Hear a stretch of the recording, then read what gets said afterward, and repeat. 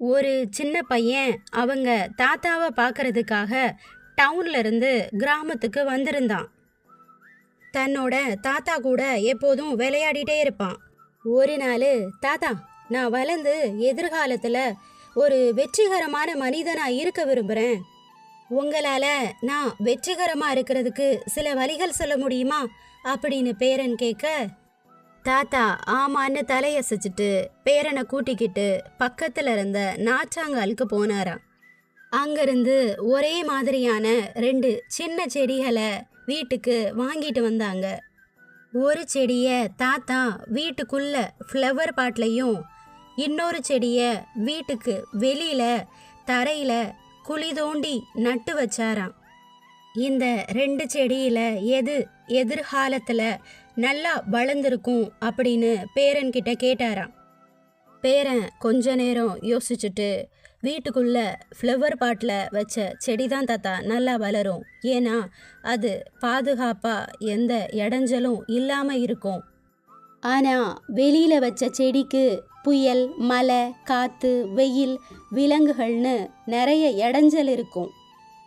தாத்தா சிரிச்சுக்கிட்டே, பாப்போம் எதிர்காலத்துல என்ன நடக்குன்னு. அதுக்கப்புறம் அந்த பையன் ஊருக்கு போயிட்டு 4 வருஷம் கழிச்சு மறுபடியும் தாத்தாவை பார்க்க வந்தானா. தாத்தா, உங்ககிட்ட நான் போன தடவையே எதிர்காலத்தில் வெற்றிகரமாக இருக்கிறதுக்கான வழிகள் கேட்டேனே, நீங்கள் சொல்லவே இல்லை. இந்த தடவை கண்டிப்பாக சொல்லணும்.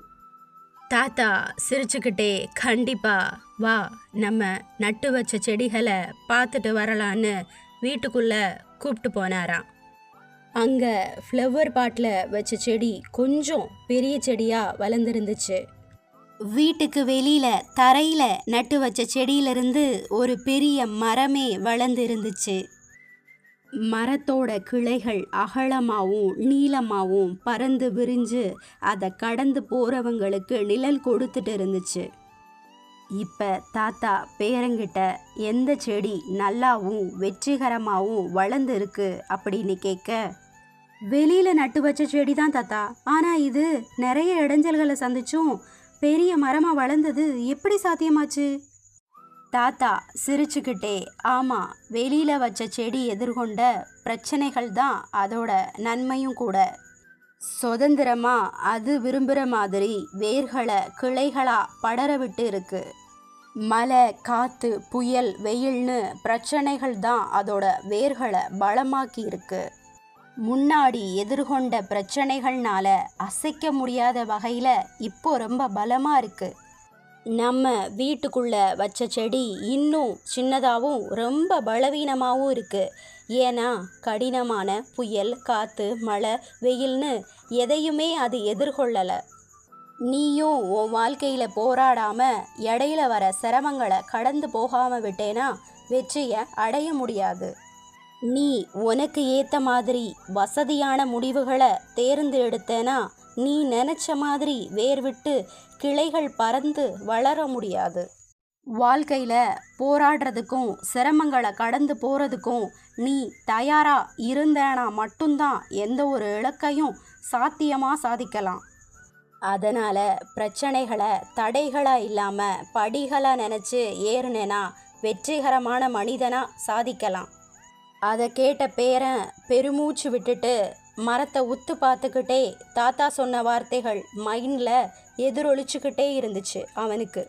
இந்த 2 செடி கதை சவால்களை தொடங்கலை. நமக்கு சந்தர்ப்பங்கள் கிடைக்கும்போது கற்றுக்கிட்டு வளரணும்.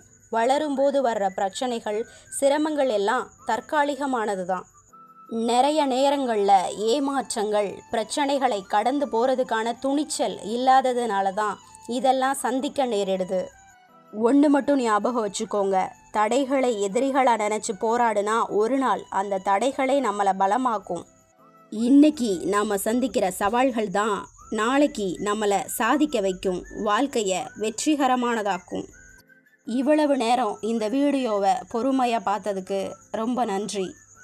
இந்த வீடியோ உங்களுக்கு பிடிச்சிருந்தா மட்டும் லைக் பண்ணுங்கள், சப்ஸ்கிரைப் பண்ணுங்கள். தேங்க்ஸ் ஃபார் வாட்சிங். தேங்க்யூ.